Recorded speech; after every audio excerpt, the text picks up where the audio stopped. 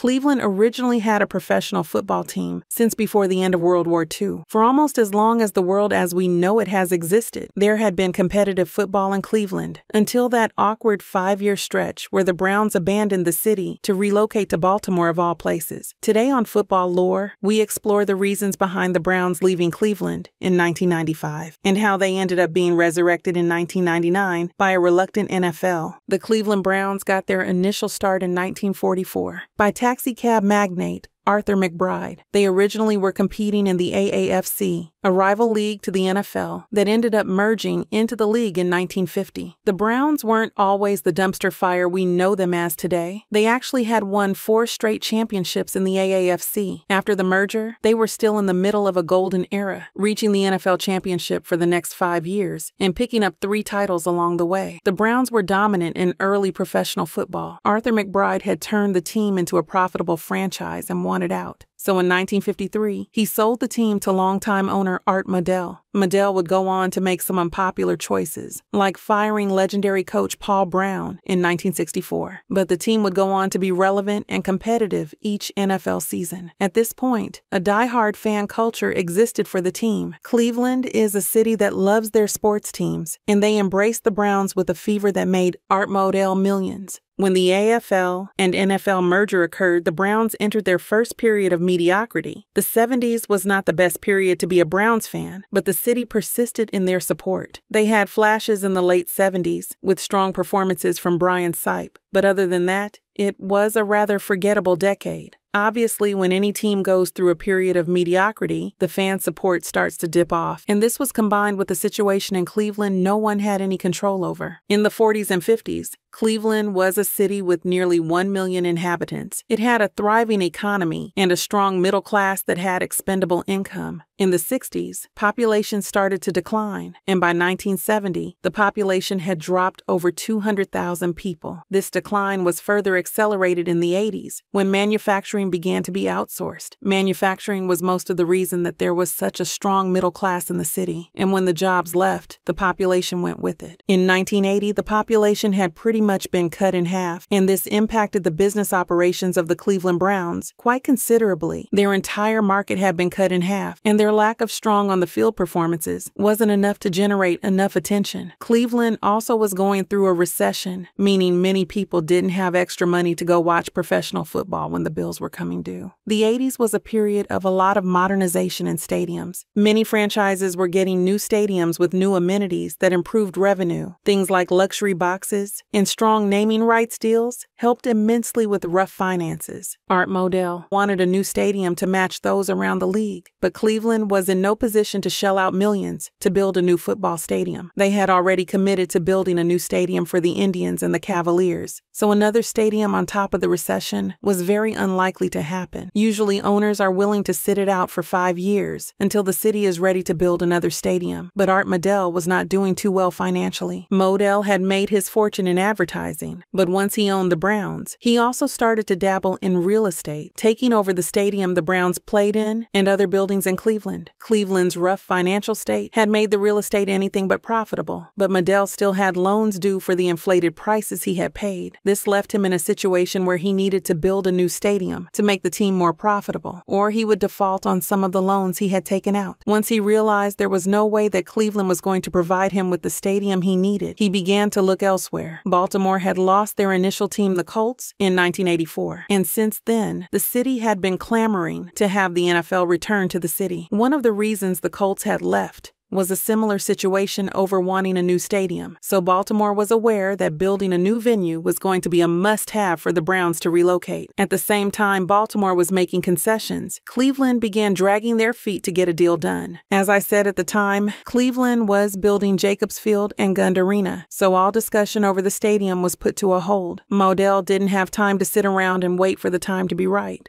So when Baltimore threw in some strong financial incentives, along with the stadium, he decided to relocate. Cleveland was not going to take this lying down, and immediately a flurry of lawsuits were filed in order to try and stop the team from leaving. He was first sued by the city. One lawsuit was for breach of lease on the stadium he had agreed to rent for an extended period. They were arguing the team was legally compelled to complete their lease before relocating. They then filed a suit claiming that the Browns were a public trust, and as such, Modell had a fiduciary duty to act in the fans' best interest. And obviously, relocating the team was not going to be ideal for the fans. This was further built upon by claiming the Browns had a strong cultural and economic impact on the town. Even when the Browns weren't great, they would still draw crowds downtown for games, leading to increased sales for restaurants, bars, and entertainment in the area. They claimed that the team relocating could have serious negative economic impacts for downtown Cleveland, but Art persisted in his efforts to relocate the team to Baltimore. Above the city, the state of Ohio got involved when they looked into possibly using eminent domain to seize the Browns and prevent relocation. They began to introduce bills that would lock the Browns into remaining in Cleveland permanently. While all of these things did little to persuade Art to reconsider, the city of Cleveland also attempted to get the NFL involved directly by filing several legal complaints about how this would violate their rules regarding relocation. You see, Art owned a majority of the team, but not every minority owner was on board with moving the team. While it didn't really matter since Art owned the majority of shares, the other owners were still blindsided by his urgent desire to leave the city they had called home for decades. This wasn't the end of lawsuits for Modell, as season ticket holders even filed class action lawsuits, claiming this violated their purchase and caused emotional distress. All of these things were hampering the ability to move the team, so lawyers began having meetings to negotiate the relocation. The first stipulation of this settlement was that he could not use the Browns branding after relocating. Art agreed,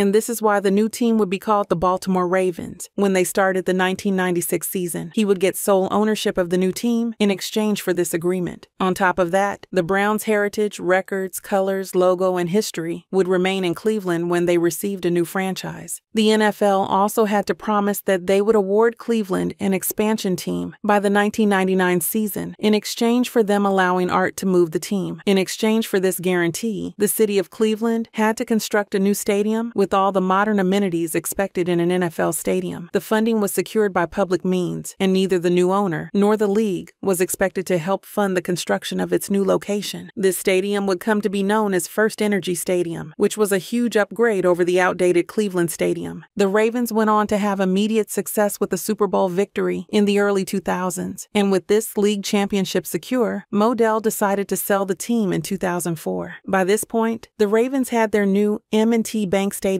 built, and the team had become much more valuable than when they had relocated. Art made out with hundreds of millions of dollars in profit, but his legacy was tainted in Cleveland. The Browns that came back in 1999 had some flashy seasons, but overall it has been a horrible experience from a fan perspective. The Browns have become synonymous with having losing seasons, and even when they on paper should be a Super Bowl contender, it is like they are cursed to fall apart before the end of the year. The years with Mayfield, Garrett, Beckham, and Chubb should have been years that brought a Lombardi home, but instead the fans were left disappointed yet again with an underwhelming performance. While some teams that manage to go this long without success see a huge decrease in fan support, one thing no one can say about Cleveland is that they don't love their football teams. The Browns fans are some of the most diehard fans in the league, which you kinda have to be in order to love a team that lets you down this often. They show up to every game, regardless of their current performance. Even this year when Joe Flacco took them on a miracle playoff run, they were supporting from the sideline every step of the way. After knowing what it is like to lose their football team, the city of Cleveland is never going to let the Browns leave again. The NFL also knows that this is a diehard market, and they have no reasonable reason to relocate them. The city of Cleveland also seems to be on an upswing now. They may still be at about a third of their peak population, but with manufacturing coming back to the United States, it could mean another golden era for the city. The Browns have a storied history in the NFL, and I'm glad to see they were able to get their team back, along with their history and records. Modell got the return on investment he was looking for, and the Ravens have become a great franchise in their own right. While usually in these relocation videos, it seems like one side really gets the crappy end of the deal, this one seems like everyone got what they wanted.